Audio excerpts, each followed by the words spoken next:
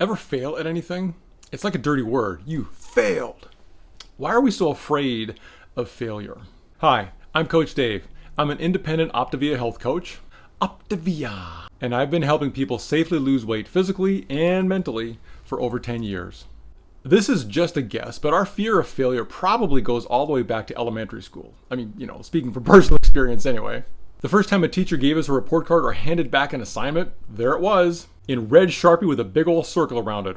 Conspicuous as all get out, a capital letter F. What could it mean? Then we went home and showed it to our parents and soon found out what it meant. Suddenly the letter F had an indelible negative emotional imprint. Anytime after that, whenever we got an assignment handed back, we'd assess the damage on our own paper and then our eyes would dart to our neighbor to see what grade they got. What? Chester got a C? I thought I was smarter than Chester. And so it went. Or maybe we got the C. Phew, dodged that bullet. And our eyes would dart over to Chester's paper to see what he got. F? Ha! Sucks to be Chester. At home and on the playground, an F was associated with words like dummy and loser and all kinds of other words that I'm not going to repeat here. En masse, we were traumatized by the fifth letter of the alphabet. A for AJ. F! Okay, I'm kidding. It's the sixth letter of the alphabet. But the trauma, that was real. It didn't take long for us to view failure as something to avoid or prevent at all costs. Something that was punishable either by a disappointed parent or by the prospect of having to repeat a class or even an entire year of school. Talk about a negative incentive to perform. Today, we still view failure as anathema. It feels like it has a negative value assigned to it by default, and so we try to hedge against it in all areas of our lives. We even shy away from trying new things because what if we fail? And if we do muster up the courage to try it anyway and then we fail? Well, forget ever trying that again. Better to pretend that it never happened than admit that we tried and we failed. But what if there is a different way to view failure? What if it isn't negative at all? What if failure is actually a gift? Is that even possible? Legendary music producer Rick Rubin says that failure is the information we need to get where we are going. What does that even mean, Rick? I mean, isn't failure bad by nature? Rick seems to think it's just information or data. Is it possible it could be merely neutral or even beneficial? Here's a quote by leadership guru John Maxwell, or at least John Maxwell is where I heard it. He sees failure as one step in a 5-step development cycle. Here it is. Test, fail, learn, improve, re-enter. 5 words, that's it. So he views it as part of an R&D cycle, like research and development, and it can be useful to view it that way. Say you've invented a new product and you're in the process of developing it so that you can bring that product to market. Could be a physical product, some kind of tool or widget, or maybe you're developing some kind of software or an app.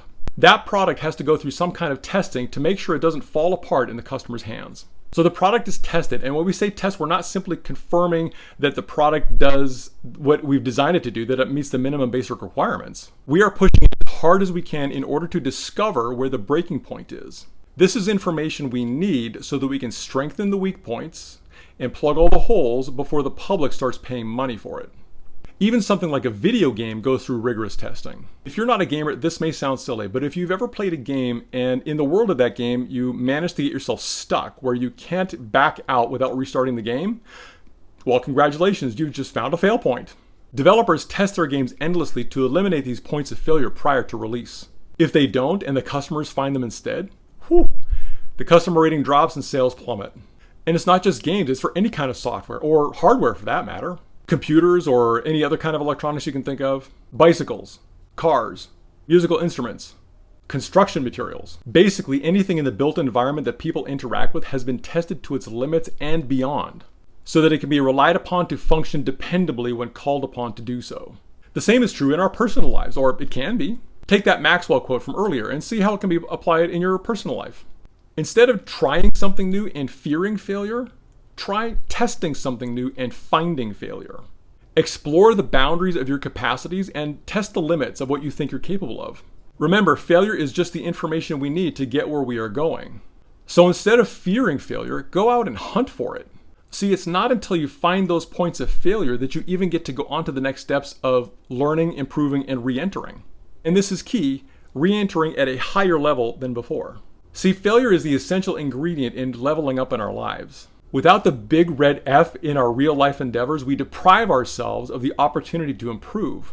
Failure is how we iterate and get better than we were yesterday. Then when we start to get our hands around this mindset, we can start looking around and learning from the failures of others. I mean, of course, we can learn from the successes of others too, and I definitely recommend that. But if we can learn the life lesson from someone else's misstep at no cost to ourselves, that is free wisdom. There's that quote by Thomas Edison where he was confronted about having tried and failed 10,000 times to create the electric light bulb. His response was, "I haven't failed, I've simply found 10,000 ways that don't work." See, Edison didn't frame his failures as personal shortcomings. Instead, he framed them as stepping stones on the path to his desired destination. See, he knew where he was headed because he determined beforehand that he would ultimately achieve his objective. And he understood that failure was the way to get there. Thomas Watson Jr., the second president of IBM, once said, "If you want to increase your success rate, double your failure rate." He too understood that failure was a necessary element on the path to success.